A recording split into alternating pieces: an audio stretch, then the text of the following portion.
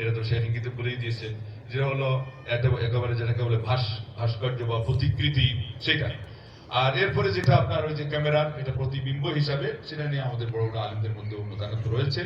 তারপরেও যেটা আমরা বলবো সেটা হলো যে প্রয়োজন ছাড়া এটাও ব্যবহার যেন না হয়।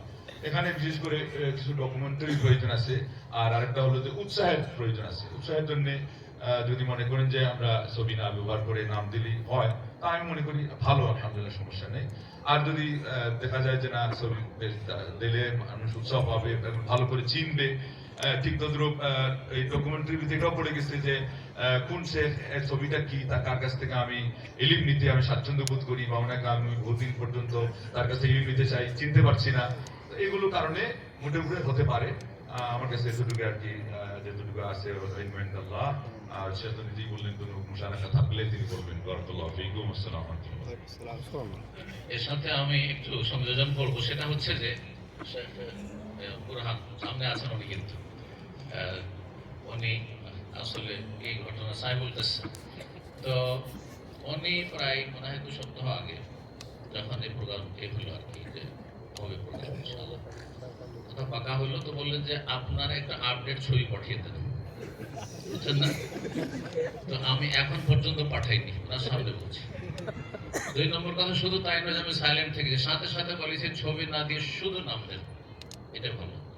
আর এই জন্য আমি পাঠাইনি ছবি, যে ছবিতে আমি ইন্টারেস্টেড নই।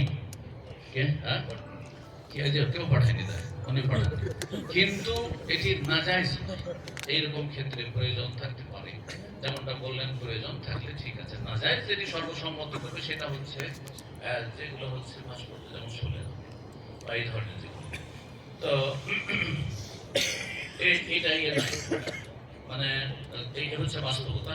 তারপরে এই ছবি নিয়ে অনেক সময় আপসে এখলাসে মুক্তি চলে আসে। আমার ছবি হইলো, অন্যজনের কেন হইলো না, আরেকজনের কেন হয়নি। তো আপসে তখন কলহ হওয়ার সম্ভাবনা থাকে অনেক জায়গায়, যেহেতু আমি সারা দুনিয়া বিভিন্ন জায়গায় ঘুরি, বুঝছেন না? তো যার ফলে এই সমস্যা সব গুলিতে মুক্ত থাকলাম, ছবি না দিলে ভালো। আমার ইসলামিক সেন্টারে আমি কোনো ছবি দিই না। আমার নিজের সেন্টারে ইফতার ক্যাম্পে রমজানের প্রোগ্রাম ভাই শেখ আজমল গেছেন, শেখ রফিক একবার গেছেন, অনেক আগে গেছেন, কিন্তু আমরা কারো ছবি দিই না এখন পর্যন্ত, কারো ছবি দিই না, বুঝতে পারছেন? তো যদি না দেওয়া হয় এটা সবচেয়ে ভালো।